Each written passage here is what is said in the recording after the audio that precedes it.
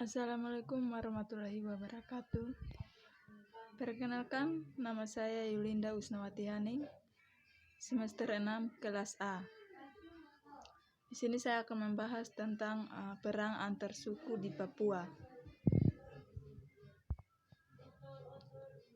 Perang antar suku di Papua. Papua adalah salah satu provinsi di Indonesia yang masih sangat sedikit tersentuh modernisasi. Masyarakatnya masih banyak yang tinggal di pedalaman, cenderung menolak modernisasi yang datang. Masyarakat Papua mayoritas masih dikatakan primitif karena masih memegang teguhnya apa yang diturunkan nenek moyang, termasuk meniru cara nenek moyang dalam menyelesaikan masalah dengan cara perang dengan menggunakan senjata.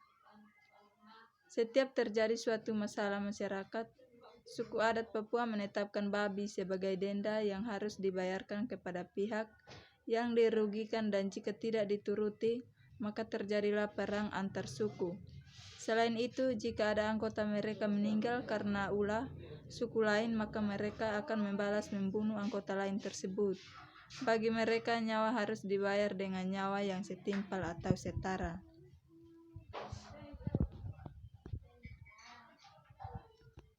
Papua masih menyimpan banyak permasalahan sosial, termasuk yang sering diungkap ke permukaan adalah permasalahan berupa konflik atau perang antar suku.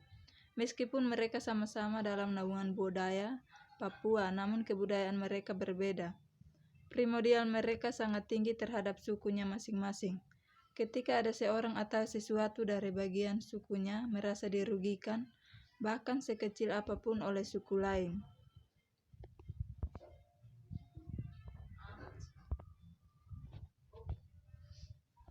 mereka akan merasa turut dirugikan hingga akhirnya masalah sepele atau sekecil apapun bisa berakhir perang di antara suku tersebut. Permasalahan masa lalu dalam internal antar suku pun kerap kali masih diungkit hingga sekarang. Penyelesaian secara damai pun sulit untuk dilakukan karena mereka memilih untuk menyelesaikan masalah dengan cara adat mereka sendiri. Suku Dani dan suku Muni adalah dua di antaranya banyak suku asli Papua yang memiliki budaya perang sangat tinggi. Konflik yang terjadi adalah perebutan wilayah di daerah Timika. Meskipun sebenarnya telah ada perjanjian damai, namun pada kenyataan konflik perebutan wilayah masih saja berlanjut. Perang berakhir dengan adanya pembubaran paksa oleh pemerintah setempat. Warga luka akibat benda-benda tajam. Selanjutnya pemerintah setempat membentuk satuan tugas atau satgas yang berfokus untuk menyelesaikan perang tersebut. Namun ternyata konflik tersebut tetap masih berlanjut. Perang antar suku Dani dan suku Muni termasuk dalam indikator AS, Armed Attack atau serangan bersenjata. Armed Attack ditandai dengan adanya pertumpahan darah, pergulatan fisik maupun perusakan barang-barang. Armed Attack yang dilakukan suku Dani maupun suku Muni bertujuan untuk kepentingan mempertahankan wilayah yang diklaim oleh masing-masing pihak. Di Indonesia terdapat suatu pengakuan, yaitu pertama, kami putra dan putri Indonesia mengaku bertumpah darah yang satu tanah Indonesia. Kedua, kami putra dan putri Indonesia mengaku berbangsa yang satu, bangsa Indonesia. Ketiga, kami putra dan putri Indonesia menjunjung bahasa persatuan, bahasa Indonesia. Pengakuan tersebut menjadi konsensusum bagi masyarakat Indonesia.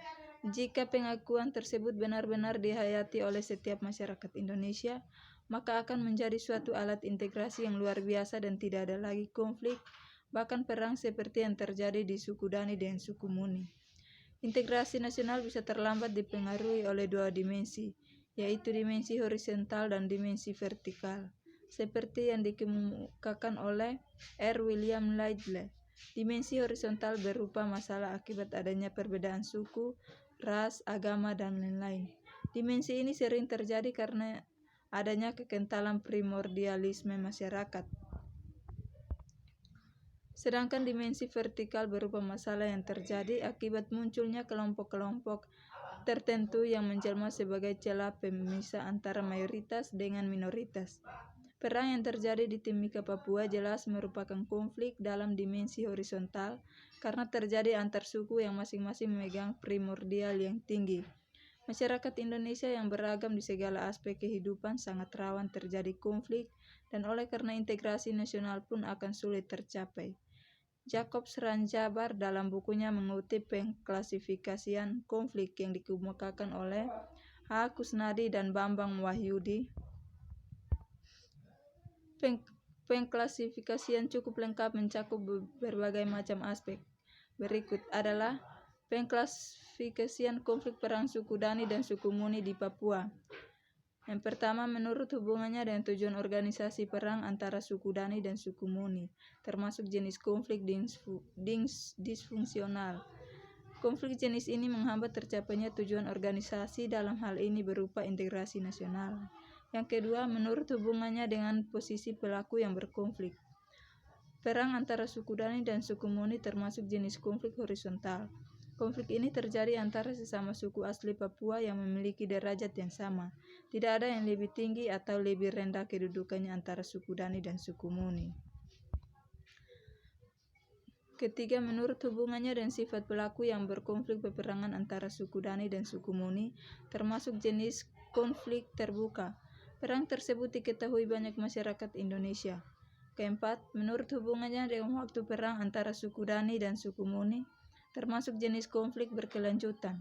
Konflik jenis ini berlangsung dalam waktu yang lama dan sulit untuk diselesaikan, seperti perang antara kedua suku tersebut.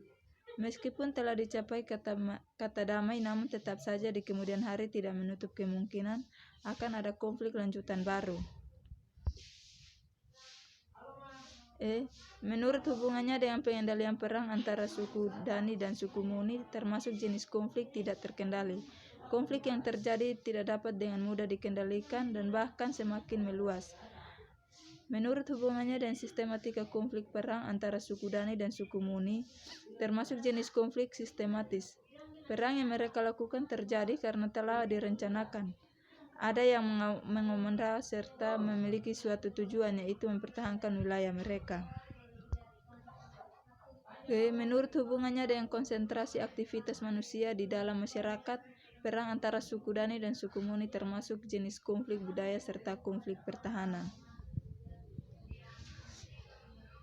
Teori konflik menurut Lewis A. Corser, konflik adalah perselisihan mengenai nilai-nilai atau tuntutan-tuntutan berkenaan dengan status, kuasa, dan sumber-sumber kekayaan yang persediaannya tidak bermaksud untuk memperoleh barang yang diinginkan, melainkan juga memojokkan, merugikan, atau menghancurkan lawan mereka. Lewis A. Corser juga mengatakan bahwa perselisihan atau konflik dapat berlangsung antara individu-individu, kumpulan-kumpulan, atau antara individu dan kumpulan. Teori konflik ini mengatakan bahwa perselisihan, baik yang bersifat antara kelompok, antara individu, ataupun antara keduanya, selalu ada di dalam hidup bersama. Konflik merupakan unsur integrasi yang amat penting. Bahkan menurut teori ini, konflik sama sekali tidak boleh dikatakan sebagai sesuatu yang jelek, merusak, atau memecah belah. Justru konflik dapat menyumbang banyak hal kepada kelestarian masyarakat dan mempererat hubungan setiap anggotanya. Konflik ini dianut antara lain oleh Lewis A. Corser dan Ralph Dahrendorf. Akan tetapi, paradigma ini sebenarnya menemukan asal mulanya pada pemikiran Karl Marx. Analisis masyarakat dengan memakai teori konflik ini bertitik tolak dari kenyataan bahwa ada paling tidak dua golongan yang besar di dalamnya, yaitu golongan berkuasa dan golongan yang dikuasai. Inilah yang memunculkan konflik. Mengapa hal tersebut dapat terjadi? Karena dua golongan besar ini memiliki kepentingan yang berbeda. Jika kepentingannya berbeda, maka tercetuslah benturan atau konflik, karena masing-masing golongan pasti menginginkan perjuangan kepentingan. Jika kepentingannya berbeda, maka tercetuslah benturan atau konflik, karena masing-masing golongan pasti ingin memperjuangkan kepentingannya. Kepentingan dari pihak yang berkuasa pasti berbeda dengan kepentingan dari pihak yang lemah. Kepentingan yang sering muncul dari pihak yang berkuasa menurut Karl Marx adalah bagaimana mereka bisa melanggengkan kekuasaannya. Kepentingan golongan atas dengan demikian adalah bagaimana mereka menggunakan kekuasaan dan mempertahankan kedaulatan ekonominya. Hubungan perang antar suku di Papua dengan teori konflik. Konflik memang merupakan suatu hal yang tidak dapat dihindari dalam hidup manusia, namun tidak bisa dibenarkan jika konflik tersebut diikuti dengan kekerasan seperti perang antara suku Dani dan suku Muni. Di Indonesia sendiri memang beberapa masyarakat tertentu menganggap penyelesaian konflik dengan kekerasan merupakan suatu adat tersendiri dan tertanam kuat dalam mindset mereka, oleh karenanya masih sulit untuk dihentikan. Hal penting dalam teori konflik. Yang pertama, kekuasaan. Kekuasaan adalah setiap kemampuan untuk memenangkan keinginannya sendiri. Jika kemauan itu bertentangan dengan kemauan orang lain, tidak dapat dipungkiri bahwa konsep dan terminus kekuasaan selalu muncul dalam suatu relasi. Pengadaian dari relativisme semacam ini adalah adanya kekuasaan. Pihak yang mempunyai kekuasaan sehingga ia merasa mempunyai wewenang untuk memerintah dan memaksa pihak yang berada di bawah untuk menaatinya. Perang antara suku Dani dan suku Muni sama-sama merasa berkuasa atas wilayah yang diperebutkan di wilayah daerah Timika. Dan terdapat dorongan emosional antara suku Dani dan suku Muni, sehingga masalah tersebut tidak dapat diselesaikan secara damai atau dibicarakan baik-baik, maka timbullah perang antar suku. Kepentingan. Masyarakat terdiri dari kelas-kelas. Kelas yang satu tentu mempunyai perbedaan kepentingan dengan kelas yang lain. Pihak penguasa memiliki kepentingan untuk mempertahankan apa yang dimilikinya, sedangkan pihak bawah dan cenderung berkepentingan untuk mengadakan suatu perubahan. Masyarakat Papua terdiri dari banyak suku. Salah satu sukunya adalah suku Dani dan suku Muni. Suku tersebut mempunyai kepentingan yang berbeda. Pihak penguasa memiliki kepentingan untuk mempertahankan apa yang dimilikinya, sedangkan pihak bawah akan cenderung berkepentingan untuk mengadakan suatu perubahan. Kesimpulan, dalam kenyataannya untuk menangani perang antara suku Dani dan suku Muni, pemerintah hanya melakukan upaya represif, padahal konflik sejenis ini relatif sering terjadi di Papua.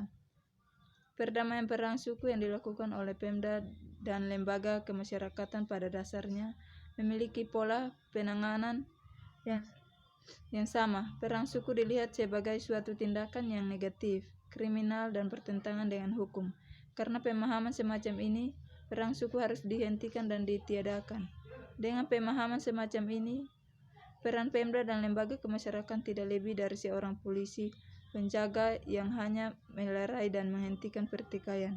Penanganan konflik seperti di atas bisa saja menyelesaikan masalah, namun tetap memiliki kelemahan.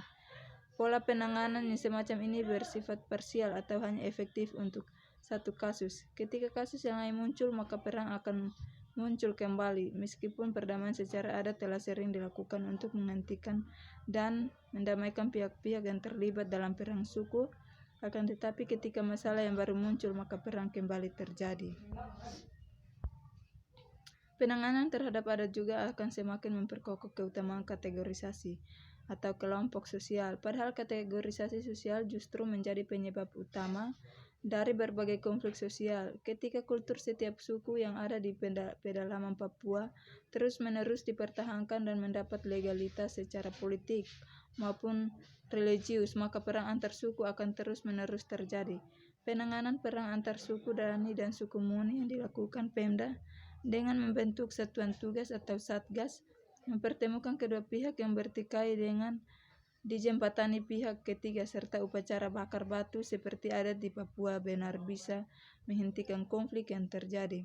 Segala upaya tersebut sebagai upaya preventif bisa dikatakan cukup efektif, namun tetap tidak bisa menghapus permasalahan hingga ke akarnya.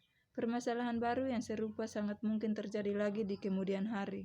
Solusi yang paling tepat untuk menghapus budaya perang antar suku ini adalah dengan mengubah mindset masyarakat Papua.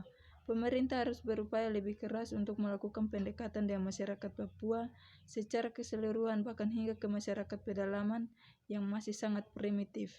Upaya untuk mengubah mindset ini memerlukan proses dan kerjasama dari berbagai bidang mulai agama, pendidikan, serta pemerintah, agar mampu mengubah masyarakat Papua menjadi masyarakat yang lebih rasional, positif, dan open mind. Masyarakat Papua secara menyeluruh harus diedukasi tentang bagaimana memisahkan persoalan pribadi dengan persoalan kelompok dan perlahan menghapus primordialisme yang terjadi.